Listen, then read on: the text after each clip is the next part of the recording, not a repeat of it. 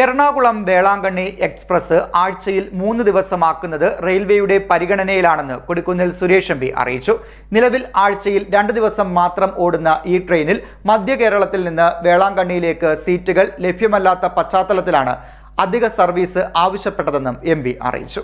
Ernakulam Velankanni express ട്രെയിനിന്റെ service ആഴ്ചയിൽ 3 ദിവസമായി വർദ്ധിപ്പിക്കണമെന്നുള്ള ആവശ്യം റെയിൽവേയുടെ സജീവ പരിഗണനയിലാണെന്ന് കൊടിക്കുന്നിൽ സുരേഷ് എം പി അറിയിച്ചു.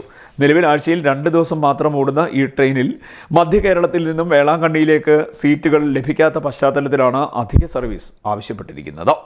എറണാകുളം, കോട്ടയം, ആലപ്പുഴ, കൊല്ലം ജില്ലകളിലെ തീർത്ഥാടകർക്കും യാത്രക്കാർക്കും വലിയ ആശ്വാസമാണ് ഈ ട്രെയിൻ.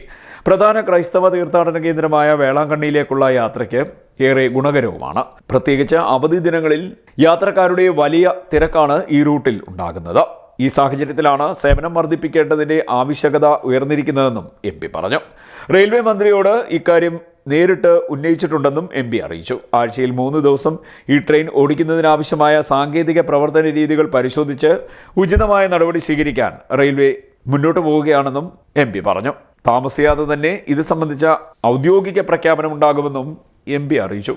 CDNet news.